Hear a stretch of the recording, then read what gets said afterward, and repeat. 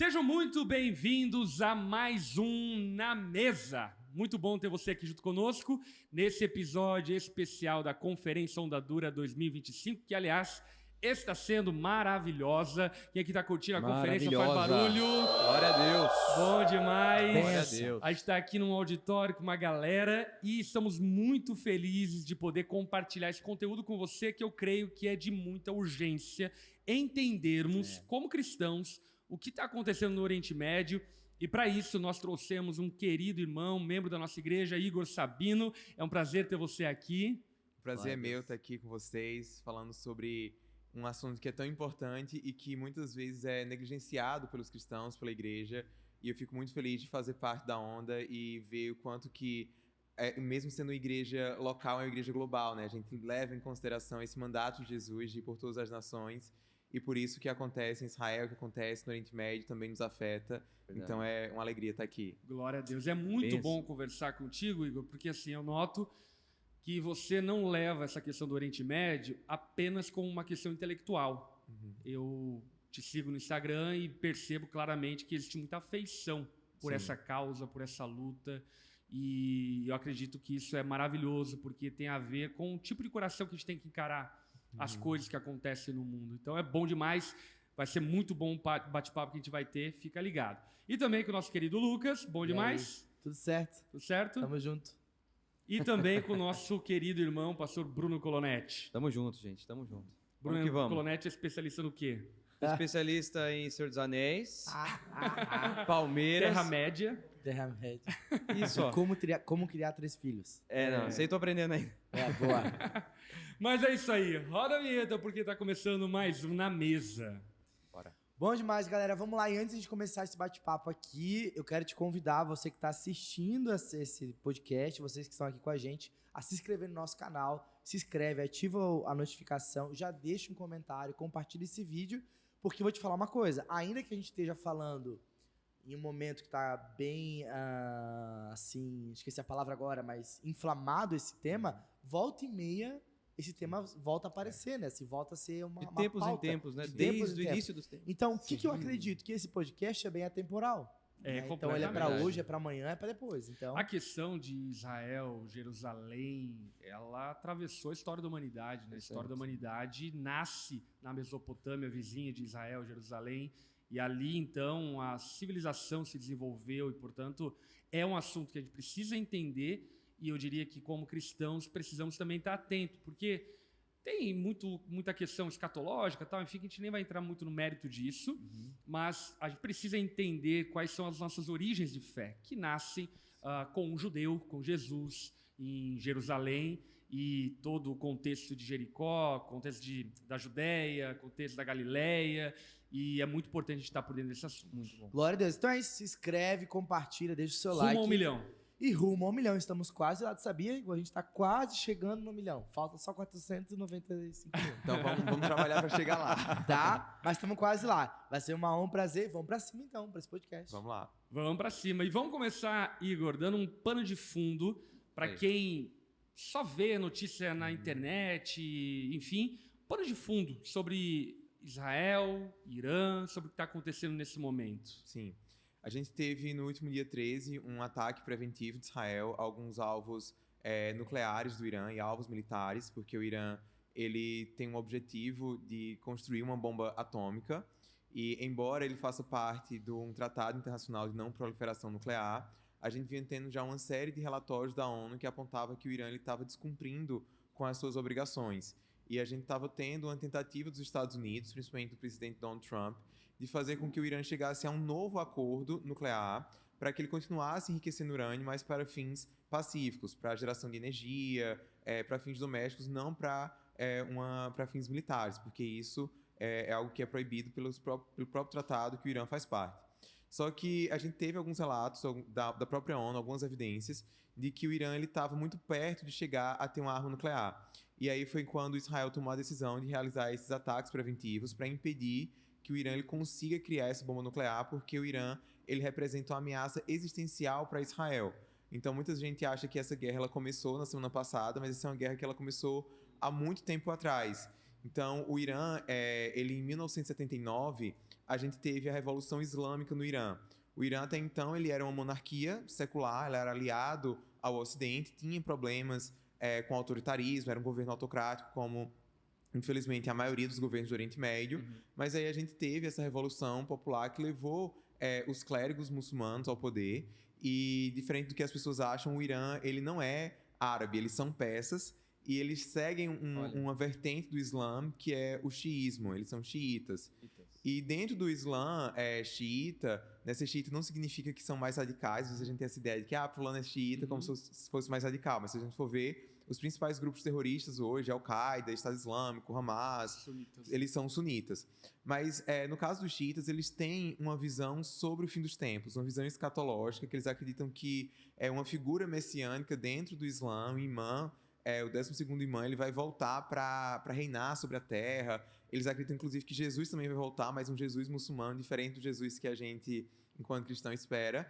E como parte desse retorno dessas figuras messiânicas do Islã, Israel teria que ser destruído. Israel não poderia mais existir porque aquele território que hoje é o Estado de Israel, um dia ele já foi governado por muçulmanos durante o Império Otomano. Então, eles têm essa visão religiosa de dominar o mundo, preparar o mundo para esse caminho no futuro. Então, desde 1979, uma diretriz da política externa iraniana é a destruição de Israel.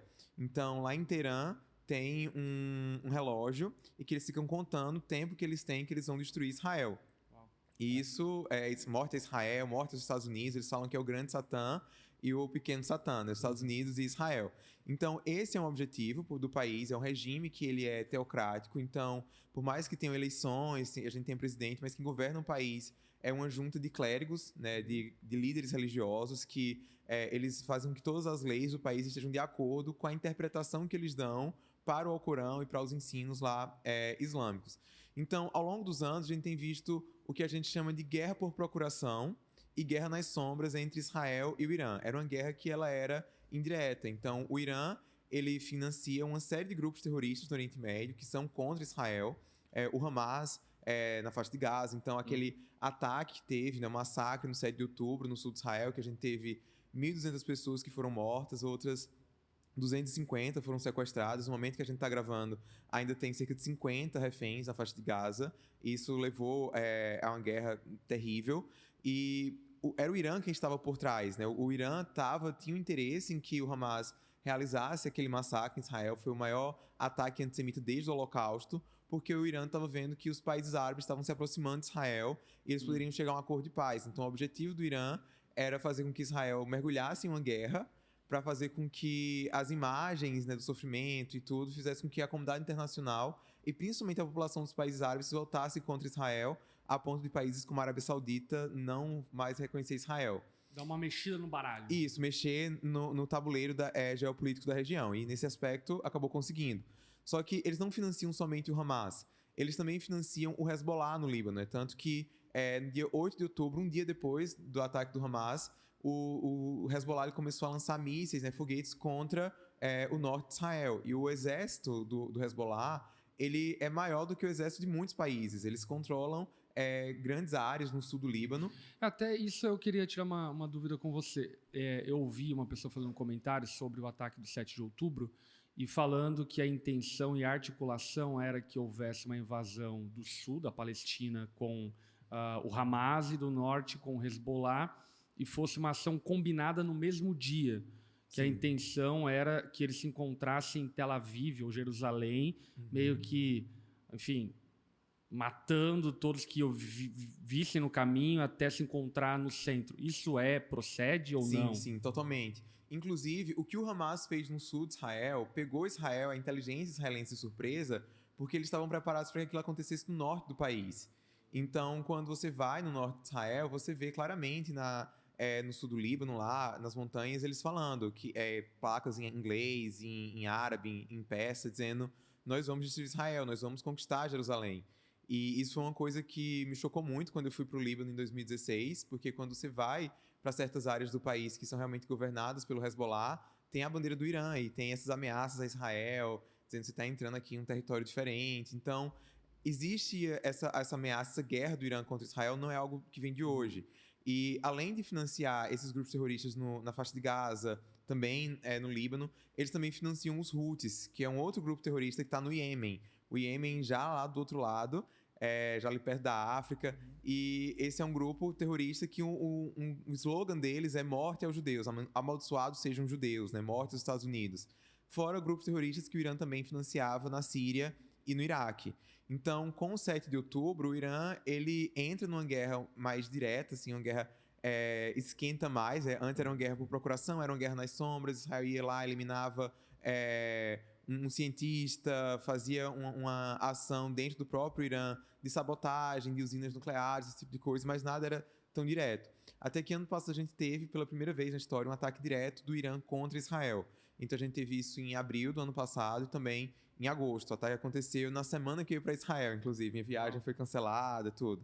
E agora, no contexto em que a gente está, Israel enxergou uma janela de oportunidade para realizar esses ataques, para realmente impedir que o Irã ele consiga chegar a esse objetivo. E a gente tem visto aí uma série de conquistas militares israelenses assim, sem precedentes. Em uma semana de guerra, Israel conseguiu eliminar praticamente todo o alto escalão das Forças Armadas do Irã. Então, o Irã demorou 14 horas para poder responder Israel depois do ataque, porque não tinha quem tomasse a decisão de fazer o ataque, porque os espiões de Israel, o Mossad, conseguiu fazer com que todos os líderes chegassem eles criaram uma situação de emergência que foi plantada para que se juntassem e aí eles foram todos eliminados. Tem até uma piada que diz que, assim, o espião da CIA, ele é o seu amigo que você conhece há 20 anos. Mas o espião do Mossad é a sua esposa, que você dorme com ela todo dia. Tamanho é o nível de infiltração que Israel conseguiu nos últimos anos dentro do Irã. E isso até explica a diferença. Por que Israel está tendo tanto sucesso militar no Irã hoje e na faixa de Gaza a gente está vendo essa guerra que já dura mais de 20 meses. A gente está vendo um alto nível de sofrimento dos civis. Isso não tem acontecido no Irã. E um dos motivos é justamente esse nível de inteligência que Israel tem sobre o Irã, que não tinha na faixa de Gaza. Porque desde que Israel saiu da faixa de Gaza em 2005... nenhum israelense entrava em Gaza. E o Hamas ele construiu toda uma estrutura de túneis num complexo que ele é muito densamente povoado, faz ataques por meio de áreas que são densamente populosas. A gente não teve, na faixa de Gaza, diferente de outros conflitos no Oriente Médio, a possibilidade de que as pessoas saíssem daquele lugar e fossem para campos de refugiados, porque existe toda uma questão complicada em relação ao próprio conflito israelo-palestino, que os refugiados palestinos eles têm um status de refugiado que é diferente de qualquer outro refugiado. Então, por isso que o Egito não quis abrir a fronteira, nenhum país quis receber. E dentro dessa situação complicada que Israel tem de estar uma guerra de guerrilha, com uma estrutura de túneis muito grande, com pouco nível de inteligência, enquanto que no Irã não. O Irã é um país que é muito grande, que Israel já tem anos de inteligência e sabe exatamente onde atacar, né, nos alvos militares. Então, isso explica esse sucesso tão grande. E a precisão de Israel é uma coisa absurda. Sim. E, de fato, eu fui também já ao Egito, e o Egito é um país muçulmano, mas a gente percebe... A gente no Ocidente tem pouco entendimento sobre a complexidade, inclusive dentro do islamismo. A gente olha como sendo um bloco só. Sim. E estando lá, a gente percebe que não, existem muitos conflitos, diferenças internas, entendimentos, tanto estatais quanto também religiosos, dentro do islamismo como um todo. E uma coisa que eu acho que é interessante pontuar, Igor, é que assim, é muito forte uma narrativa levantada que é uma realidade e que não pode ser ignorada sobre o sofrimento do povo em Gaza, Palestina, crianças sendo mortas e como um efeito colateral de uma guerra que naturalmente não é desejável, mas é iminente e necessária. Inclusive eu vi não lembro o nome dele, mas um prêmio Nobel da Paz citando uma frase já bem conhecida, dizendo, né, se você quer paz, esteja preparado para a guerra. E acho que esse é o lema de Israel nesse sentido, porque já estive em Israel algumas vezes e é um povo pacífico. Estive numa reunião, inclusive com o ministro da Segurança de Israel e das Relações Exteriores de Israel. E em todo o discurso se fala deles, é uma fala pacífica, é uma fala de tentativa de convivência, de achar soluções para conviver com os palestinos e assim por diante. E, diante disso tudo, nós todos temos coração, e a gente olha uma imagem de uma criança sofrendo em Gaza e a gente fica, enfim, transtornado, triste com isso, não é? Mas eu acho que é bem importante a gente tentar fazer, todo mundo que está vendo esse vídeo, fazer-se entender qual é a diferença da dor, do sofrimento que é causado, por exemplo, pelo Hamas, ou Hezbollah, ou pelo regime dos ayatolás no Irã, com a defesa de Israel. Porque a gente, por exemplo, você vai poder talvez até mencionar algumas coisas mais específicas, mas quando a gente olha, por exemplo, o ataque, massacre do dia 7 de outubro, a gente viu gente colocando um bebê no forno. Coisas cruéis, que é muito diferente de uma guerra onde acaba-se morrendo civis, assim por diante. Enfim, então, não sei se você entendeu meu raciocínio, mas tenta pintar um pouco a respeito disso, que eu acho que é importante a gente entender. Sim. Eu acho que isso é uma das questões que mais me afligem nos últimos meses. Eu tenho um imenso carinho e admiração por muitos muçulmanos, e não só pelo povo muçulmano, mas também pelos árabes. Eu já fiz intercâmbio no Egito. Hoje, um dos meus melhores amigos que fez intercâmbio aqui no Brasil ficou na minha casa. Minha mãe disse que é o terceiro filho dela. Ele é um egípcio, ele é muçulmano, ele é árabe. A gente foi pro casamento dele.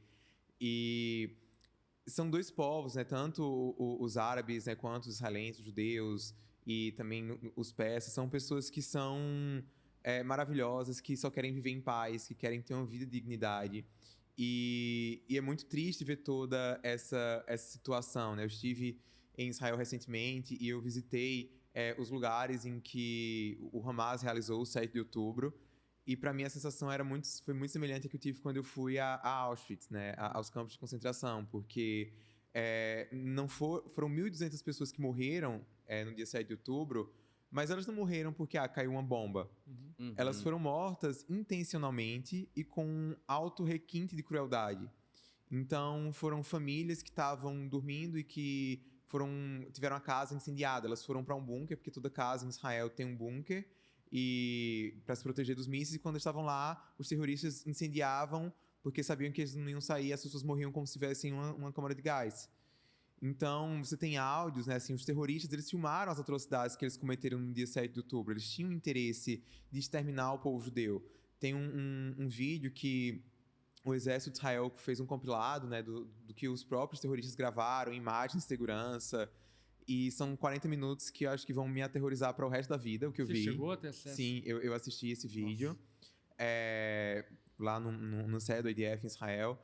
E uma das coisas que mais me chamou a atenção, que não sai da minha cabeça, é uma gravação de um membro do Hamas ligando para os pais e dizendo: pai, tenha orgulho de mim. Eu matei 10 judeus com minhas próprias mãos. E a mãe começa a gritar do outro lado da linha: louvado seja Deus, louvado seja Deus. E isso traumatizou a sociedade israelense de uma maneira muito, muito forte, até porque o mais triste é que esses ataques eles aconteceram em kibbutz, né? Os kibbutz são como se fossem grandes condomínios, né, que tem lá. Eles foram fundados com ideologia socialista, ideologia de esquerda, e as pessoas viviam meio que em comunidade mesmo. E um dos kibbutz que foram atacados, que foi o que eu visitei lá, que foi o de Nir Oz, era um dos mais de esquerda em Israel. Era um mais pacifista. Eu estive na casa de um senhor que a casa dele foi incendiada, ele foi levado para o cativeiro, ele foi morto na faixa de Gaza, ele tinha 80 e poucos anos, e ele tinha aprendido árabe. Ele era ativista da paz, ele criticava muito Israel, ele criticava o atual governo, e ele levava crianças no carro dele, da faixa de Gaza, para ser atendido nos hospitais de Israel.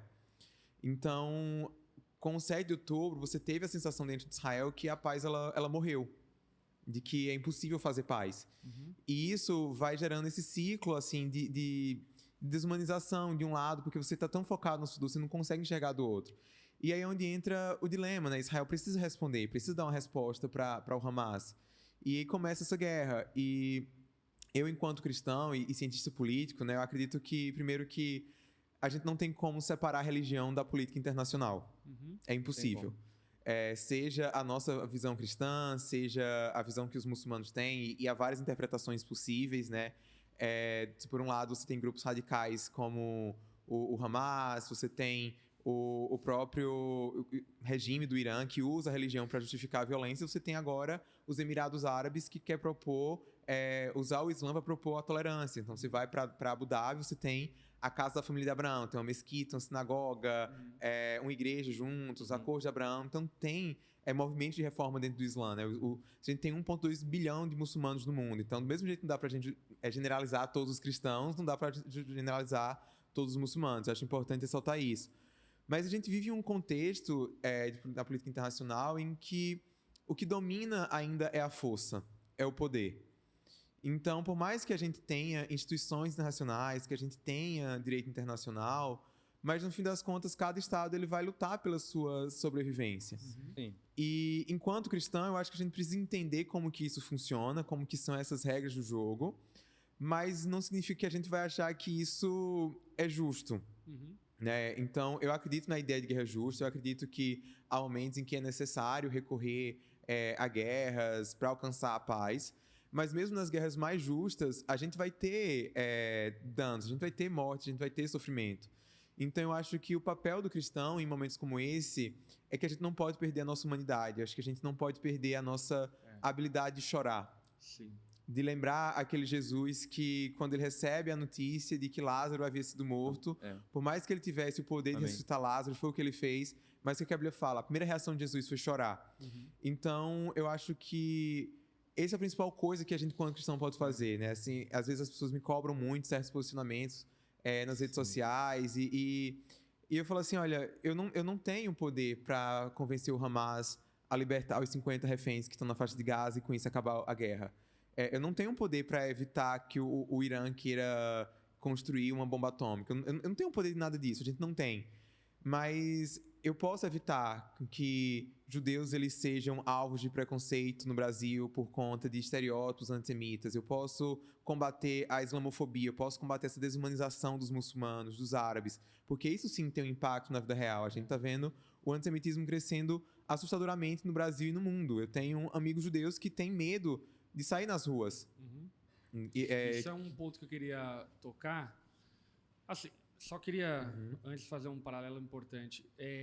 Essa diferença entre a cultura de morte do Hamas, Hezbollah e etc., e a cultura de vida do judeu, do Estado de Israel, que é, inclusive, comprovado até nas negociações a respeito daqueles que ainda estão, enfim, presos. Na faixa de Gaza. A negociação é cruel, né? Libertamos 1.000 terroristas para vocês libertarem 10 civis. E o Estado Hamas, Hezbollah, pouco se importa com seus soldados, com seus civis. Se quiser matar, mata. Porque a finalidade deles não é a vida, a finalidade deles é a morte, e isso, inclusive, está dentro da sua interpretação teológica na visão islâmica que eles possuem, né? E acho que todo esse momento ele ressuscita, infelizmente, um antissemitismo que nunca morreu, então acho que a palavra não é ressurreição, mas talvez uma dormência, que, cara, me assusta. Por exemplo, volta e meia eu posto algum vídeo defendendo a causa de Israel, mas ao mesmo tempo trazendo um ponto de vista de compaixão pelo sofrimento na Palestina, no Irã e assim por diante. E eu não tenho o costume de olhar comentários, mas volta e meia aparece algum comentário lá no topo e tal, e eu fico, what? Que? É loucura, tipo, como uma pessoa pode falar o que ela está falando. Inclusive, na legislação brasileira, o que ela está falando é crime. E assim, falando numa naturalidade enorme de ódio ao judeu, de ódio a Israel. Alguns eu percebo que é meio que massa de pensamento, ideias, mas outros não, tem uma ideia de fato construída antissemita. Como que está esse crescimento do antissemitismo e como que você encara isso? eu acho que um ponto, né, que você mencionou sobre essa cultura de morte e de vida é o quanto que realmente, assim, para o Hamas, para o Hezbollah, não importa quantos palestinos vão morrer se eles alcançarem aquele objetivo. Então, a gente teve, depois do 7 de outubro, falas do Yahya Sinwar, que foi um dos líderes do Hamas que foram eliminados por Israel, em que ele dizia que a quantidade de crianças e mulheres palestinas que morressem era um preço justo a ser pago, que eles eram mártires. Ainda hoje você tem falas como essas, e eu tenho alguns amigos que são palestinos e até que nasceram na faixa de Gaza, e eles são muito críticos de Israel, eles criticam o que Israel está fazendo hoje na faixa de Gaza, mas eles falam que eles têm muito mais raiva de pessoas no Ocidente que se dizem defender a causa palestina, mas que silencia diante dos crimes que o Hamas comete. Então, a gente teve, em 6 dias, nos últimos 6 dias, 16 palestinos foram assassinados pelo Hamas por tentar pegar ajuda humanitária, porque o Hamas estava querendo roubar ajuda humanitária.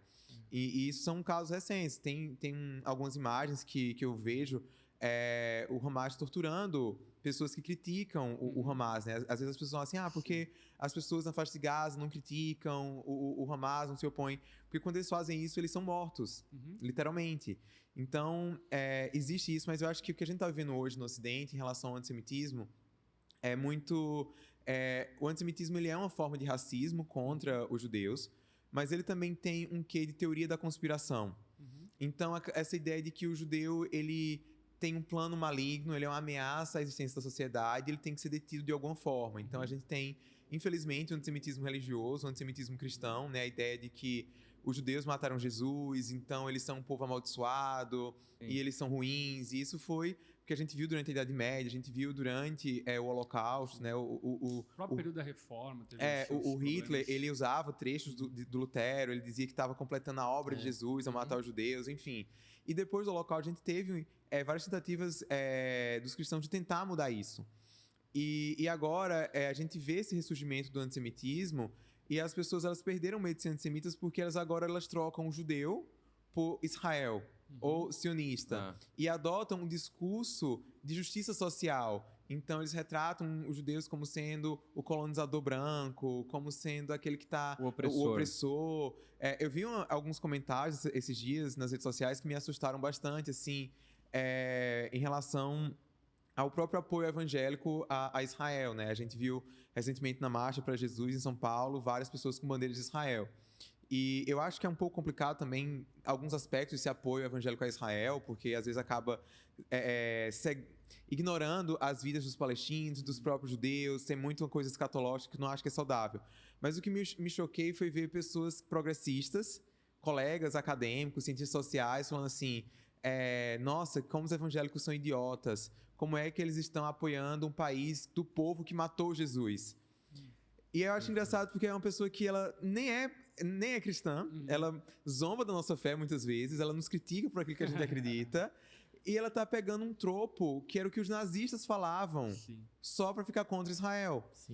E é muito louco isso, porque eu vejo pessoas colocando assim, uma bandeira de Israel nas redes sociais e fala, qualquer pessoa que odeia esse país é meu amigo. Nossa. E aí você lembra do discurso dessas pessoas progressistas que diziam que se numa mesa tem 10 nazistas, um se senta, você não se levanta, passa a ter 11. E é isso que elas estão fazendo, assim, literalmente, porque os nazistas eles odeiam os judeus. Então, o que me preocupa é ver também que esse antissemitismo ele se manifesta não só em um espectro político, não é só esquerda, não é só entre cristãos, assim, é algo que é generalizado. Hoje, tem um debate que está acontecendo nos Estados Unidos, por exemplo, na direita americana, entre os apoiadores do Donald Trump, porque você tem cristãos que dizem que o presidente tem que apoiar Israel e tudo, e tem aqueles que são mais de extrema-direita que falam que não, que os judeus mataram Jesus, que os judeus eles são a sinagoga de Satanás. Nossa. E eles tiram de contexto, o texto de Apocalipse 2:9, para dizer que esses judeus de hoje eles são essa sinagoga de Satanás tem que ser combatida. E acho que isso é até legal a gente entrar aqui num assunto já mais teológico sobre Israel e assim por diante. Por quê? Eu tenho uma visão sobre Israel, eu diria, bem ponderada. Eu não tenho uma paixão escatológica a respeito de Israel, apesar de respeitar quem tenha. Eu acho que existem argumentos ok sobre esse assunto, Mas, ao mesmo tempo, eu creio num Deus de alianças, um Deus que não divorcia, um Deus que não abandona suas alianças. Inclusive, o próprio apóstolo Paulo usa esse argumento em Romanos 11, falando sobre esse Deus de aliança a respeito de Israel, dizendo que sim, Deus tem promessas para o povo de Israel. E eu queria sugerir 2 perguntas. Né? Uma pergunta que eu acho que é bem pertinente, essa compreensão. Né? Todo mundo fala, mas o Estado moderno de Israel não é Israel. E sim e não, né? Porque tem o povo judeu lá também, que é Israel, é descendência de Abraão. E eu acho que é importante você falar sobre isso. E eu acho que um segundo ponto que eu acrescentaria a isso é sobre essa questão da aliança de Deus com o povo de Israel. Porque quando eu olho para o antissemitismo, eu acho que sim, existem vários fenômenos sociais que explicam isso, mas quando eu olho para a história mais ampla, eu acho que existe um fenômeno espiritual que está por volta disso. Então, acho que é importante a gente entender esses 2 pontos. Sim. E eu sempre falo que não dá para a gente separar a teologia do conflito israelo-palestino, no Oriente Médio, tudo, porque ele é um conflito que ele é muito religioso. E os próprios cristãos, a gente não consegue chegar a um consenso teológico sobre isso, os judeus também não, os muçulmanos também não. Mas eu acho que um elemento que a gente não pode ignorar é que o antissemitismo moderno, ele surge a partir de uma visão que muitos cristãos tinham no surgimento do cristianismo. Né? Jesus, ele viveu, né, como um homem judeu, né? Eu falo isso no meu livro, Jesus, um judeu, porque Jesus, ele veio no contexto judaico. E quando Jesus, depois que ele morre, depois que a igreja começa a se expandir, a igreja primitiva, começa a ter mais gentios do que judeus, a gente vai tendo a divisão dos caminhos, né? O surgimento do cristianismo, como a gente conhece hoje, o surgimento do judaísmo. E a gente vai ter realmente essa briga pela eleição. É uma questão espiritual. Então, os cristãos, eles vão criar a identidade de cristãos acima dessa ideia de que nós somos superiores aos judeus. E esse foi o ensino, né, dos pais da igreja, infelizmente, que tem um impacto até hoje. Então, em relação... da substituição. Isso, a teologia da substituição. Em relação à aliança, eu gosto muito de pensar muito aquilo, qual foi o propósito da aliança que Deus fez com Israel, né, com Abraão, ali no livro de Gênesis. Eu gosto muito da narrativa de Gênesis, porque a gente vê no capítulo 12, Deus promete a Abraão que ele ia ter um filho, que a aliança, né, seria por meio dos descendentes de Abraão, que ele iria governar aquela terra. Só que no capítulo 13, a gente vê Abraão dividindo aquela terra que Deus tinha prometido a ele dividindo com Ló. Por quê? Porque Abraão, ele cria que se Deus havia feito a promessa, era Deus quem ia cumprir. E é por isso que a gente vê ele querendo sacrificar Isaac, porque ele acreditava que Deus ia prover. Então, eu acho que a postura que a gente tem que ter em relação a esse tema é de pensar assim, Deus, ele tem uma aliança com o povo judeu que permanece até hoje. Paulo fala disso em Romanos 11. Eu gosto do versículo 28 e 29, que fala assim que até os judeus que não reconhecem Jesus como Messias, né, ele fala assim, vocês são inimigos por causa do evangelho, mas amados por causa dos patriarcas, ou seja, é amado por conta daquela aliança que Deus fez com Abraão. E ele ainda acrescenta, porque os dons de chamar Deus são irrevogáveis. Só que o propósito daquela aliança que Deus fez com Abraão era para que todas as nações da terra fossem abençoadas. E enquanto um cristão, enquanto alguém que crê na soberania de Deus, quando eu paro para ver a própria história do conflito israelo-palestino, os judeus, eles viveram naquela terra, depois de Jesus, eles foram espalhados, né, em 70 depois de Cristo, a gente tem a destruição do templo, depois a gente tem, lá em 130 e poucos, os judeus sendo expulsos, sempre teve uma presença judaica ali naquela região da Judéia, que depois passa a ser chamada de Palestina. E mesmo na diáspora, os judeus, eles sempre mantiveram essa sua identidade, essa sua tradição. E quando a gente vê o retorno desse povo... Isso é impressionante, né? Porque a gente está falando sobre um povo que sofreu diversos massacres ao longo da história, esteve longe da sua terra natal, nativa, e que ainda mantém uma identidade estando em qualquer lugar do mundo. Sim, e é interessante porque a maioria das rezas judaicas ainda hoje apontam para Israel, né? Eles têm a cerimônia que eles fazem, que eles cantam, que é até ano que vem em Jerusalém. Então, essa esperança que foi mantida durante séculos. Legal. E quando a gente vê a história, né, do conflito, assim, quando os judeus voltaram para lá em 48, né, antes de 48, mas quando eles começam a emigrar ali de volta no século XIX, por conta do antissemitismo na Europa, já tinha uma população nativa também ali naquela região, né? Haviam árabes que haviam se estabelecido ali. E eu penso que se Deus ele permitiu que os judeus eles fossem habitar ali, do lado daqueles árabes, e a gente tivesse a situação que a gente tem hoje, que eu confesso que enquanto cientista político eu não consigo pensar numa solução. Eu não enxergo uma solução. Mas eu penso que se Deus colocou os judeus ali e permitiu que fosse essa conjuntura que a gente tem, é porque ele tinha um propósito. E o propósito permanece no mesmo de Abraão, que é usar Israel para abençoar as nações. E acho que só quero contar um testemunho que é muito legal. Quando eu fui a primeira vez a Israel, eu fui a convite do Estado de Israel. E aí a gente conheceu várias coisas internas de Israel e levaram a gente para conhecer uma empresa de um judeu que tem como iniciativa a ideia de pacificar judeus, árabes, muçulmanos, cristãos e assim por diante. E foi uma imagem de Abraão, Sim. sabe? Eu lembro de ter visto isso com meus olhos, assim, muçulmanos, judeus, cristãos convivendo em paz e harmonia, uma empresa, uma startup lá em Jerusalém, enfim, impressionante, e um pouco dessa promessa sendo cumprida, Sim. as nações da terra sendo abençoadas através dessa iniciativa. Então, eu também, quando eu vou para lá, a gente dentro, enfim, para quem não entende muito, dentro de Israel tem várias áreas que são palestinas, faixa de Gaza, enfim. Então é muito complexo. Tipo, que parte da terra vai ficar com quem? O monte do templo fica com quem? Metade, aonde que ficava o átrio do templo? Enfim, é muito complexo. Não consigo pensar uma solução. Sim. Mas eu acho que Deus, o autor da história, ele tem uma solução final para tudo isso. Sim. E ele há de cumprir a aliança dele, né? Amém. Sim. Ô Igor, e acho que é importante você falar que a gente estava conversando aqui nos bastidores, também que acho que é um ponto que é meio paradoxal tudo que a gente está falando.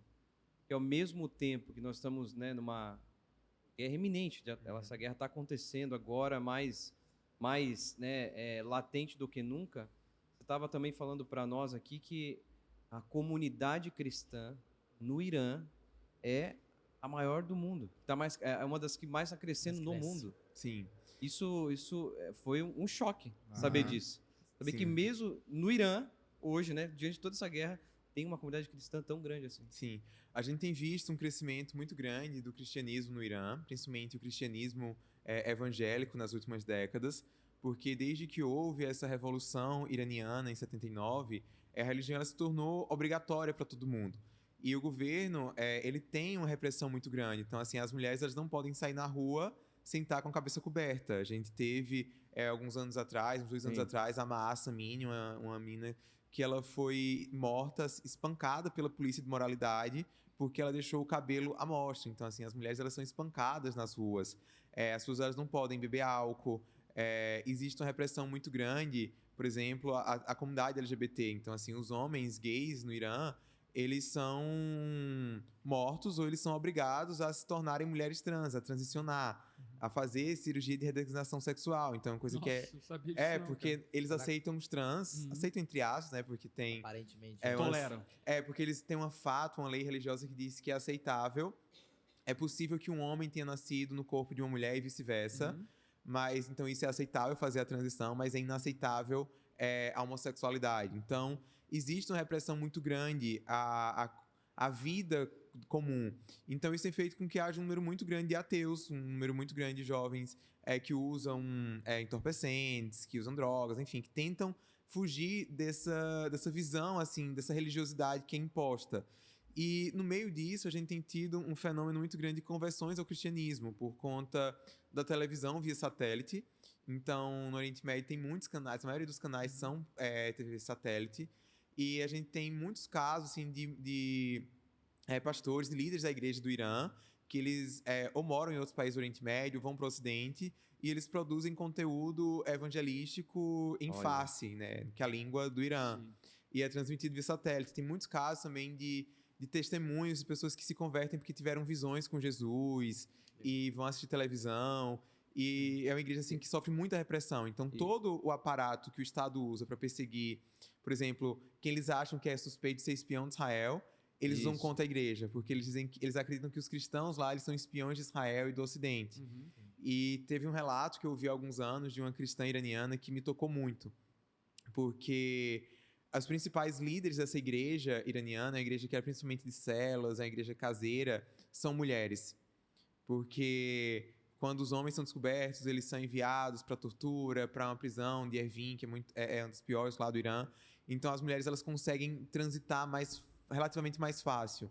Então é uma igreja liderada por mulheres. E eu vi um testemunho de uma dessas irmãs que ela falou que todos os dias, quando ela saía de casa, ela sabia que ela poderia ser pega pela polícia. E se eles a pegassem, eles iriam violentar dela, eles iriam abusar sexualmente dela. Mas ela estava preparada, porque no momento que isso acontecesse, ela ia poder orar a Deus, dizendo que aquele era o corpo dela, que ela estava entregando como um sacrifício vivo e agradável a Deus. Uau. Eu tenho um amigo missionário que hoje não mora... ele morou no Líbano há muito tempo. O foco dele é missão com o povo islâmico. E hoje ele tem uma base de formação de missionários que envia missionários para o Irã. E, cara, os relatos são impressionantes. E uma coisa que ele relata muito é que justamente com o advento da modernidade, por exemplo, eu não sei se é fake ou realidade, mas ouvi falar que o próprio Elon Musk liberou a Starlink durante o período de guerra dentro do Irã. E isso é tipo assim, é um povo que é limitado de informações, assim por diante, que está tendo, ou que pode ter acesso à informação sobre tudo e sobre o cristianismo e assim por diante, né? Sim. Então, de fato, eu acredito que é um tempo muito proveitoso para o mover de Deus no Irã, porque, inclusive, eu ouço falar sobre uma população significativa e relevante do Irã, que, óbvio, lamenta a guerra e assim por diante, mas está celebrando a possibilidade da libertação desse regime teocrático instaurado desde 79, né? Sim, a gente viu nos últimos dias, houve realmente essa tentativa de liberar o sinal da internet no Irã, porque o governo, a primeira coisa que ele fez foi romper com os sinais de internet, também proibiu o uso do WhatsApp. Então, há muitas pessoas que estão fora do Irã, não estão tendo contato com seus familiares, com os parentes. Eu vi agora, ontem, alguns cristãos, eles conseguiram ter contato, e eles falaram que, eles pediam oração, porque eles diziam, por mais que Israel não esteja atacando áreas civis, isso são palavras desses cristãos, em guerras pode acontecer erros, então eles temem muito pela vida deles, porque o que está acontecendo é o seguinte, existe hoje uma diáspora iraniana que é muito forte, então pessoas que são comunidades iranianas ao redor do mundo. E caso a gente tenha a possibilidade de uma mudança de regime no país, vai se dar muito a parte dessas desarticulações que estão na diáspora. Então, o governo, como ele está enfraquecido por esses ataques de Israel, ele está com medo que a população local consiga se comunicar com esse pessoal do exterior e fazer um movimento contra. Então, o que a gente está vendo nos últimos dias é um aumento da repressão do governo contra os cidadãos iranianos. E o que eles falam é que eles não sabem quando vai ter, quando tem os ataques. Israel agora está avisando por meio da internet. Avisa, tem um direcionamento em peça, até porque também é um fato que eu acho interessante mencionar, que poucas pessoas sabem, mas uma das maiores comunidades judaicas do mundo, antes da criação do Estado de Israel, estava no Irã. Uau, não sabia não. E é ligado ainda ao templo lá da história bíblica, da história de Esther. Então, quando a gente lê lá Esther, se passa onde hoje é o Irã. Sim. Então, a gente tem ainda essas comunidades judaicas muito fortes. Muitos deles foram expulsos depois, quando houve a criação de Israel em 48. Mas, então, tem muita gente em Israel que fala persa, que fala essa língua, até porque antes de 79 havia relações entre os dois países, de cooperação, voos diretos. Então, Israel tenta comunicar, mas nem sempre essas pessoas sabem aonde vai ser esses ataques, porque elas não estão tendo acesso à internet. Só que o próprio governo não avisa as pessoas, porque eles têm como identificar quando os ataques estão vindo, na maior parte dos casos, e não tem nenhuma diretriz do governo iraniano onde os civis possam ir para se proteger.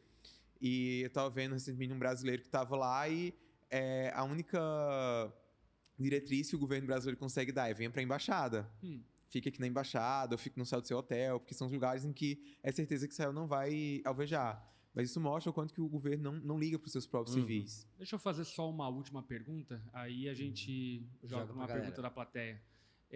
Mas uma pergunta bem objetiva e eu acho que é curiosidade, enfim, em geral. Você acredita no envolvimento direto dos Estados Unidos nessa guerra ou não? Então, a gente está aí nessa polêmico. expectativa, né? O Trump, ele disse que daqui a 2 semanas, né, ele vai se posicionar em relação a isso.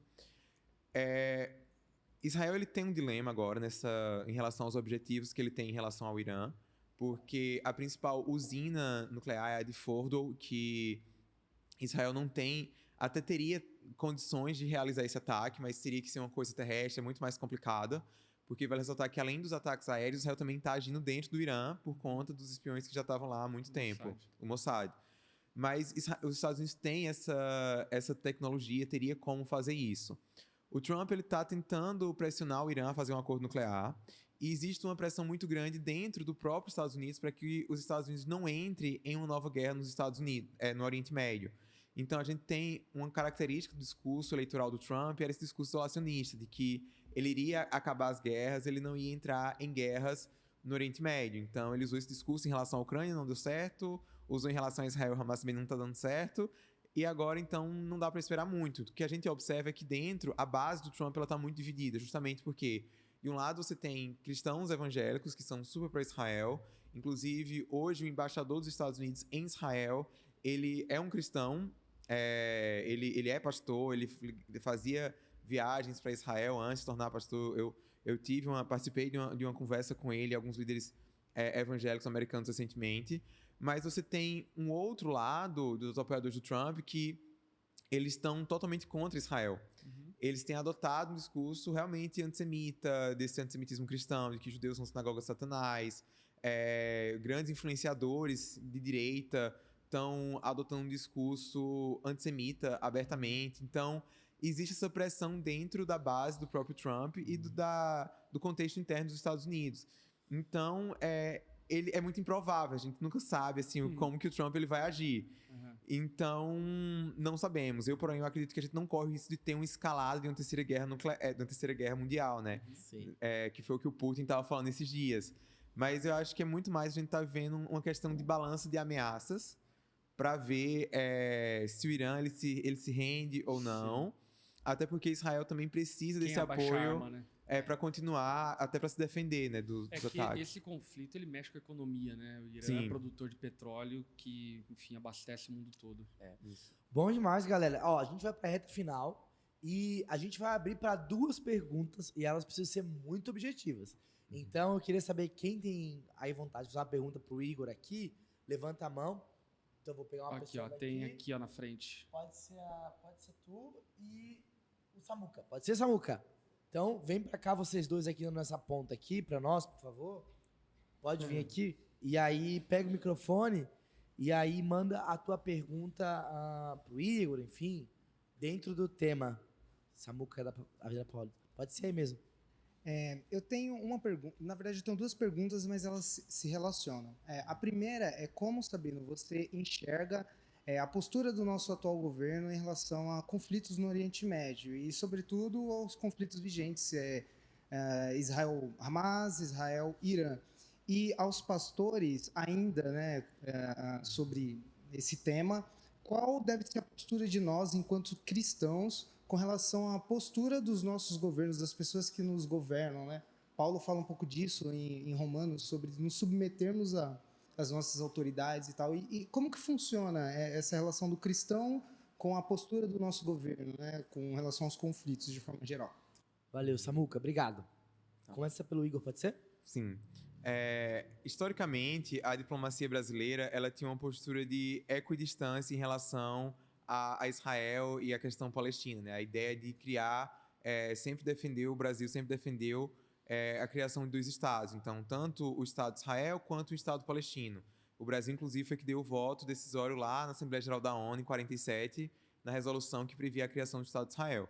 Só que o que a gente tem visto nesse governo atual é um abandono desse paradigma, embora o governo continue insistindo, dizendo que ele defende 2 estados, mas a gente olha que houve sim um viés anti-Israel.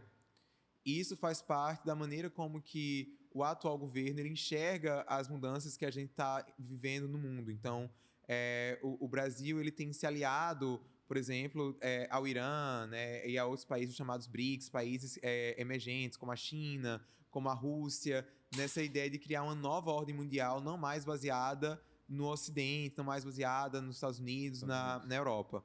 E eu acho isso bastante preocupante, porque são governos que são ditatoriais. E que contrastam muito com esse discurso que o governo tem de querer defender a democracia. Então, em relação a Israel, a gente vê claramente esse padrão duplo. A gente vê isso em relação às próprias condenações. Então, o governo sempre muito duro contra Israel, mas não duro contra o Irã, contra o próprio Hamas. Então, a gente vê falas muito equivocadas do presidente nas comparações que ele faz em Israel. A gente teve, 2 dias atrás, um ataque iraniano contra instalações civis em Israel, contra um hospital. E o governo que critica tanto os ataques nas ações de Israel na faixa de Gaza, ele não se manifestou. Ele simplesmente não criticou a ação iraniana. Então, a gente vê que o governo ele ignora completamente o lado de Israel.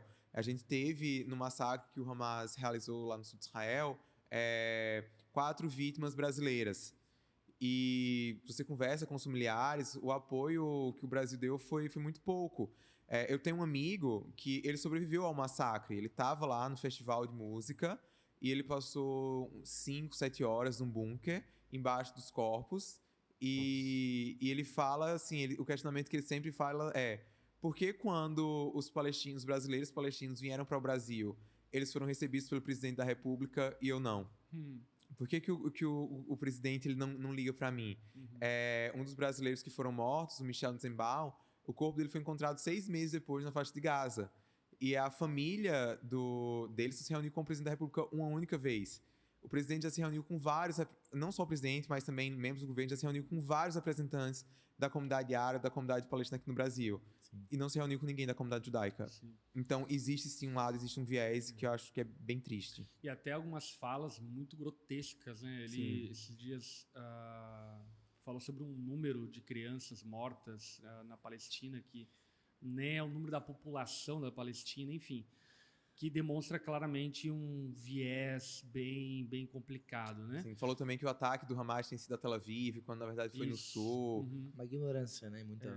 E sobre esse ponto de vista mais pastoral e cristão, enfim, a respeito do nosso posicionamento à política, ao Estado, nós devemos sim nos submeter às autoridades estabelecidas, porém, a igreja sempre teve, sempre precisará ter um papel profético de sal da terra e de luz do mundo. Então, o respeito às autoridades não deve estar à distância do nosso papel de profecia, de posicionamento, de fala. E por esse motivo, inclusive, nós, como igreja, temos uma postura de não sermos partidaristas. Não nos dizemos ser de direita nem de esquerda, não dizemos abraçar partido X ou Y, candidato X ou Y, embora, quando você vai nos acompanhar de perto e ver o nosso aglomerado de ideias e posicionamentos, você pode até cogitar, tipo, eu acho que o pastor Lipão, o pastor Bruno, enfim, vota em tal candidato, o X candidato, enfim. Mas isso é uma conclusão pessoal a partir das suas percepções, porque o que a gente entende é que a gente precisa estar sem amarras partidárias para que quando houver algo antibíblico, anticristão, antivida, de qualquer lado, de qualquer político, de qualquer presidente, a gente possa ter isenção para nos posicionarmos e falar, olha, nós não concordamos com isso, isso daqui não vai de acordo com a nossa fé. Então, essa submissão às autoridades não deve ser uma submissão omissa, não deve ser uma submissão escapista, precisa ser uma submissão posicionada, profética e, sobretudo, não apaixonada. A minha maior crítica aos períodos eleitorais, que, infelizmente, ano que vem temos mais um, são as paixões que se envolvem na política. Nós, cristãos, cremos no governo do Senhor Jesus. Nós cremos no reino de Deus, nós cremos no Rei dos Reis. E enquanto cidadãos fazemos nossa parte, votamos no menos pior. E eu falo sobre o menos pior por causa da prerrogativa da depravação radical. Então todos são piores, qualquer um de nós seria pior. Então a gente vota no menos pior enquanto aguardamos o estabelecimento do reino de Deus na terra. Muito bom. Amém. É isso também, Só aí, concorda? não tem nem o que Concorda? falar. Vamos lá, manda a última aí pra nós, pode ser? Oi, boa tarde, pastores. Boa tarde, Igor. Que bom ouvir o teu conhecimento. Eu vou tentar ser breve. Saiu há um tempo atrás na revista Fórum uma notícia sobre a criação do Hamas e quanto ao financiamento disso. E os ex-membros das forças israelenses, eles confirmaram que inicialmente o Israel financiava Hamas para que fosse uma estratégia de dominação de território em relação aos grupos terroristas que já haviam sido estabelecidos lá. A guerra antiga, a gente sabe, parece não ter resolução, mas a minha pergunta é quanto ao financiamento hoje. Nós sabemos também que Hamas é financiado por diversas partes do mundo, mas normalmente nas outras guerras do mundo, quem financia é os Estados Unidos. E como os Estados Unidos é aliado de Israel, quem financia hoje em dia o principal grupo, que é o Hamas? Quem dos países você acredita que seja o maior aliado, mesmo que debaixo dos panos, que não seja explícito, como o teu conhecimento? Bom, só um esclarecimento em relação a essa relação de Israel com o Hamas, né? A gente precisa entender que, antes do surgimento do Hamas, o principal representante da causa palestina e que realizou uma série de ataques terroristas, não só contra israelenses, mas contra civis, até nos Estados Unidos, não só nos Estados Unidos, mas na Europa, no Ocidente, era a Organização para a Libertação da Palestina, né, a OLP. Hoje a OLP reconhece Israel e, depois do Acordo de Oslo, tem uma relação de cooperação.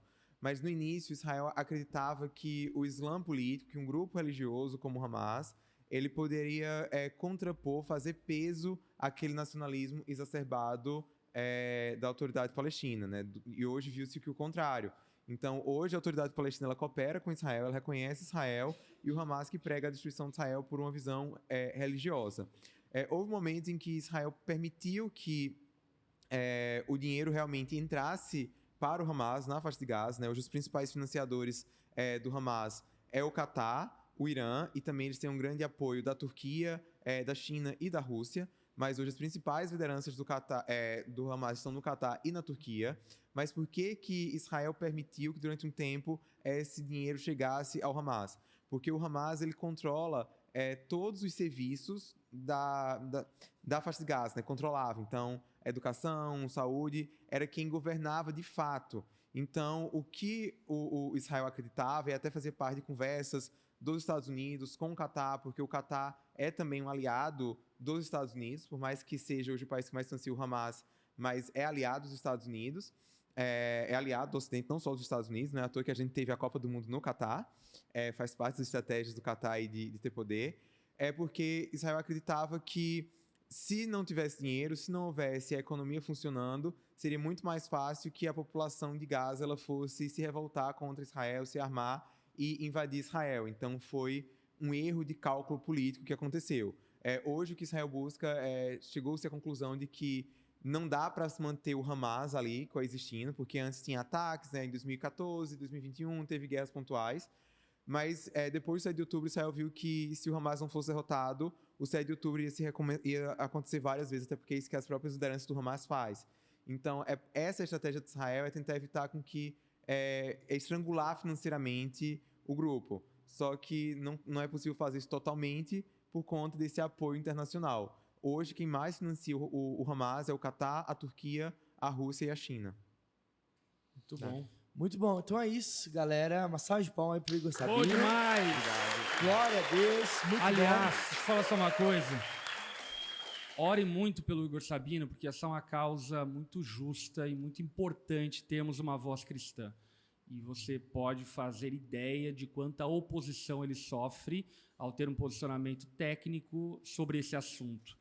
Então, ore pelo ministério dele como alguém que está representando a nossa fé, aquilo que a gente crê mesmo diante da tecnicidade que esse assunto envolve, né? Siga ele nas redes sociais também, no Instagram, siga ele lá. E é isso, gente. Você que nos acompanhou também nesse podcast no YouTube, Deus te abençoe. Até o próximo podcast na mesa. Bom demais. Valeu. Tchau, tchau. Falou. Valeu.